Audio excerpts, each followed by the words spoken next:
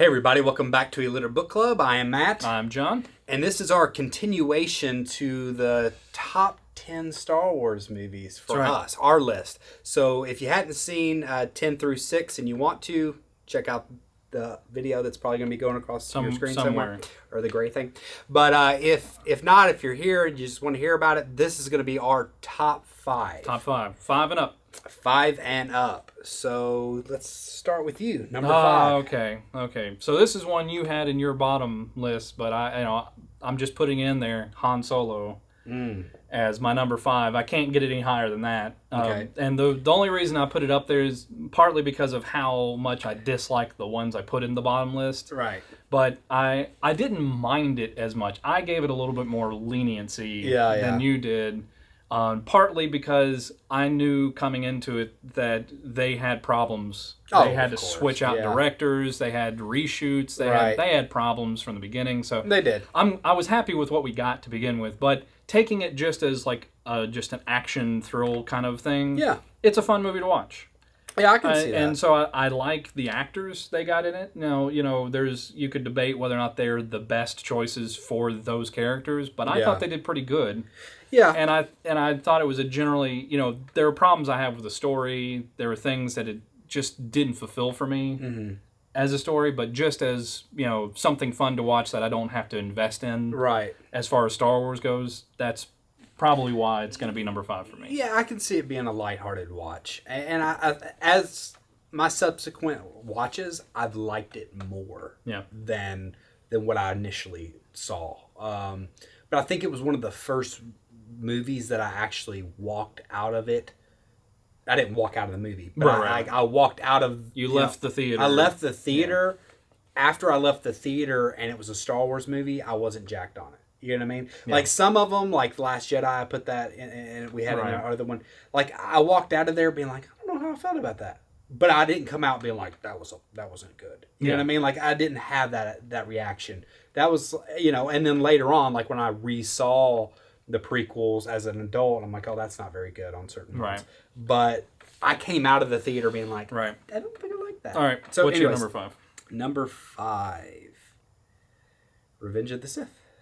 Okay, so that was my number 6. So we're pretty close on some of these. Yeah. Revenge of the Sith. I hated the narrow and everything, but at the same time, like there's just so many cool redeeming factors to that. You had Obi-Wan and Anakin, incredible fight, and music. Obviously, the music's always good on those. You had the Yoda Palpatine fight. Yeah, that was a pretty epic fight. So I mean, cool. that was really. And then you even had the Mace Windu. Yeah, Mace Windu Palpatine fight. Yeah, and you had. There was a lot of cool showdowns. Yeah, for sure, and that was cool. I felt like the Hayden Christensen, like that was his best performance as Anakin. I mean, I don't dislike him necessarily, an actor. Like he's not a bad actor. It's the way that character was written and directed. Well, yeah, I mean, that's a big part. That's the thing. I don't want to throw everything on the actor. Like the actors aren't alone. It's a collaborative thing. 100%. But that's what I'm saying. I think all the actors, with the material they were given, stepped it up a notch there. Right. The action was stepped up a notch. I like a lot of the mythology that was built around Palpatine and around everything. Darth Sidious was introduced. Yeah, there was a lot of cool things you learned. The Emperor. Darth Plagueis. Yeah. Darth Plagueis. And then the Emperor's Master. And all right. So, there's a lot of cool mythology. I actually had read when I could read, I've forgotten. But I actually read the book of that, and it was better. I think I told you about that. So onward to you, number 4. Number 4 for me, the only reason it can't be higher is because the golden standard is above them. Rogue One. Yeah. I mean, Rogue One is probably the best modern, modern, I say, past 1970s, 80s Star Wars movie to come out. Like, the story was solid, the acting was solid.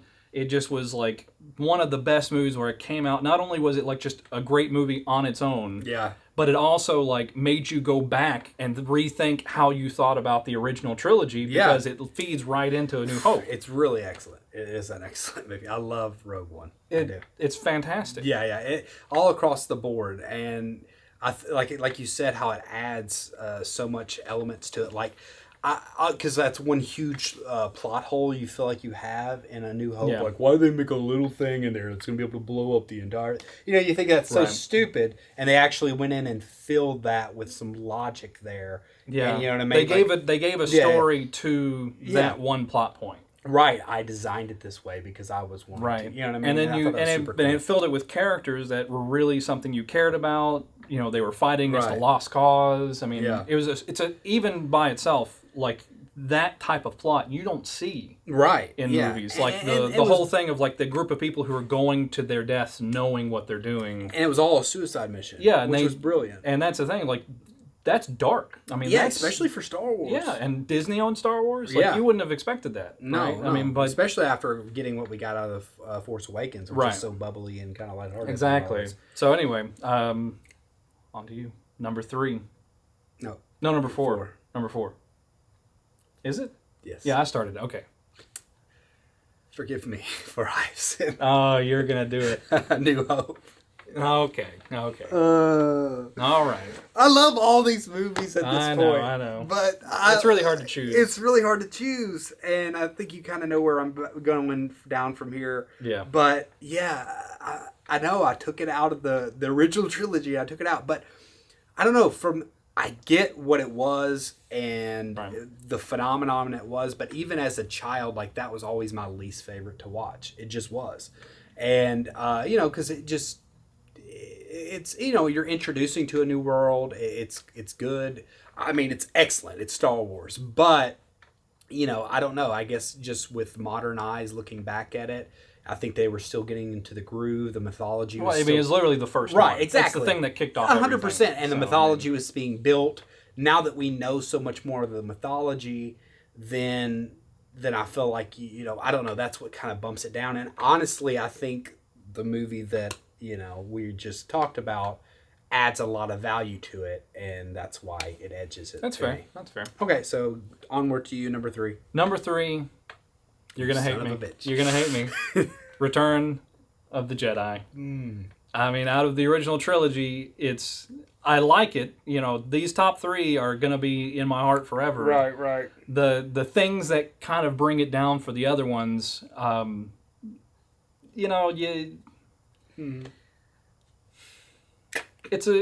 don't know. I mean, it's hard to explain. Like later, I'll tell you how wrong you are. Right. I mean, I don't really mind the Ewoks. A lot of people rag on them. Right. I mean, that's there. It's not the strongest part of the movie, but I mean, it's wrapping everything up.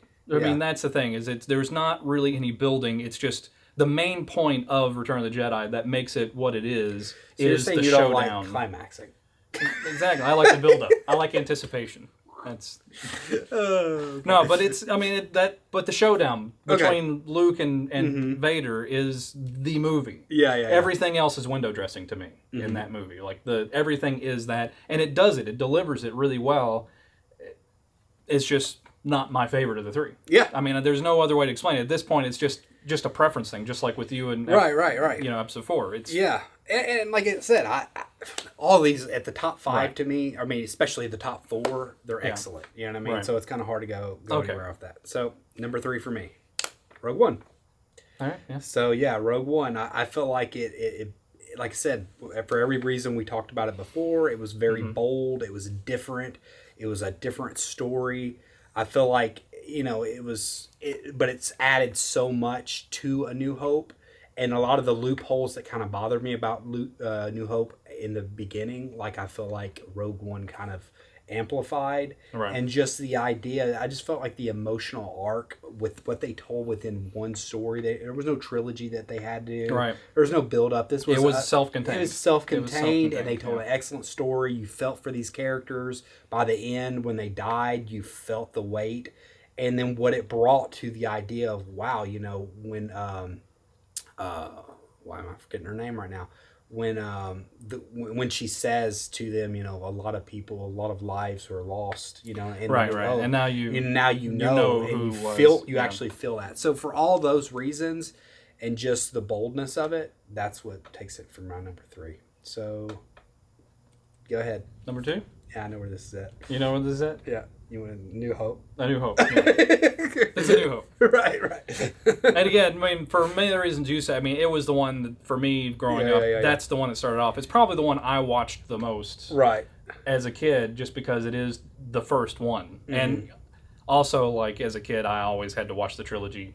In trilogy form, and so I end up starting it with not always finishing it. Yeah. But that was the one that always started, and just especially the original one. Like, caveat here, I'm talking about theatrical release. Yeah. I'm not a fan of the added Jabba scene. Right. To be real, I'm nobody's a fan of that. I'm not a fan of what they did in right. But so I'm not a fan. Yeah, I know. That was another thing. But anyway. Yeah. So anyway, but it is just a well-told beginning. Yeah. And I think, if you get the beginning is a hard thing to get right in a story sometimes, and it does it well. Yeah, I mean, it is the phenomenon it is because of how great that movie was. Right. And, it set the standards for all the rest of them. Yeah, and practical effects and everything. So number 2 for me, everybody's going to hate me. Empire. Yeah. Empire's excellent. Like I said, all of these are excellent. It's like saying, like they're all rated 10, and it's like 10A, 10B. You know what I mean? Right. So I've heard that talked about like that, and that's how I feel. I love these movies. Empire was great. I love the more I think I've seen it as I've gotten older, I've liked it even more because I think the maturity of it. I think it definitely develops the characters even further. The things that knock it out of the top spot for me is just, I do kind of like the conclusion. You know what I mean? Right, the finality. And I think there's certain things that the characters are still coming into their own that some is developed later on, and I'll go into that more on my number 1. But yeah, I mean, it just to me there is that cliffhanger. I think as far as the special editions go, actually, I feel like it's least hurt by them. And they did the least amount of manipulation. Benefits just like the background stuff. I mean, it really doesn't add much more than that. I mean, you get introduced to Lando. There's so many great things about this. The Darth Vader scene, it's just like almost a scary part. And speaking of Darth Vader scene in Rogue One, excellent. Go ahead. Oh, yeah. Okay. So, number 1 for you. So, obviously, my number 1 is Empire. Right. And so, I hear all that you said, but to me, in Empire is when they have the most character development, right? Yeah. It's in that trilogy, the most amount of development that those characters go through is in Empire. Right. They are who they are in Return because of Empire, right? I mean, there is some growth at the end, but not as much as that middle section. Yeah. And it's to me, it's like the gold standard for me of sequels. Yeah. Right? I mean, name any sequel that picks up where the previous movie leaves off and actually carries it further without just being a rehash of the first movie. Like, I think that's what made Star Wars so special as a series in its day, because, you look back in Hollywood, and Hollywood has this really bad problem of taking a movie that was really good or really popular and then coming out really quickly with a sequel that simply regurgitates the first one and just kind of like adds a couple twists or just tries to redo it in a slightly different way to try to recapture that lightning or whatever. Yeah, no. But Star Wars was one of those that actually had this narrative flow to it that said, no, we're actually going to push this thing to something. And I love Leia and Han. That dynamic building up, that love story, him getting frozen in carbonite. Of course, the most shocking cliffhanger of all time of like figuring out that Vader is Luke's father. Like, no other, name one other shock in any movie that matches that one. Right. I don't know. There's nothing there. That's true. And I mean, you were introduced to Yoda and Dagobah the first time. Right. It expands the universe. Completely. I mean, you start on an ice planet, then you go to a swamp planet, then you're in a sky city. I'm with you. I love the movie. Okay. So, all right, you're number 1. Return of the Jedi.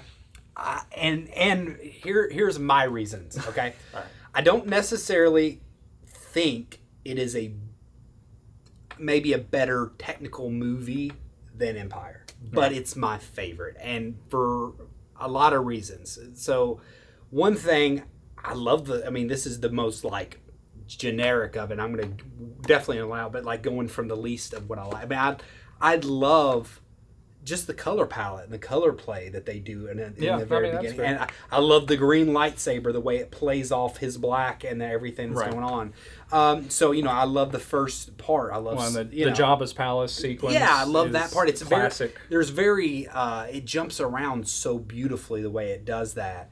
And then just the main thing, I love Endor, the look of Endor. I love the entire, fun that's going down there. I know that now you're all the characters are familiar with each other, and they're back and forth. They're actually friends at this point. Yep. You know what I mean? And even though they were always somewhat friends, there was strain there, and now it's like you're getting to, live with these characters after they've, lived with each other more. Right. And then, golly, just the best dramatic, not necessarily the best flashy, lightsaber fight, but the one with the most weight. Emotion. Yeah, just that throne room scene, and you're introduced to Palpatine, the Emperor, this person that's just kind of been a dark shadow over the other two of like why is that three-way play between Vader and Luke and Palpatine all it's just so posturing good. And then sister, and then when sister, and then you hear the that music kicks in from John Williams. No! And it's like, oh my gosh, I'm getting chills in a good way just talking about it. And it just makes me think of the awful mimicry of the Snoke scene in, Last Jedi. And don't take me with my excitement back. Anyway. So giddy. So yeah. It's amazing. That's where we are right now. That's our top 10. Yeah. If you haven't seen our other 5, it's in another video. Yeah, for sure. Hey, drop in the comments below. Let us know your top 10. Maybe they're completely different than ours. Maybe they're the same. That's what's cool about Maybe you like movies. The Christmas special. We don't know. Yeah, that's my number 1. I didn't put it on there. But sorry, guys. I didn't want to say anything. Like and subscribe. Do all the stuff. And we definitely look forward to The Rise of Skywalker coming up. And he looks forward to it. I do. I'm trepid. I'm moronically optimistic. And peace. See ya.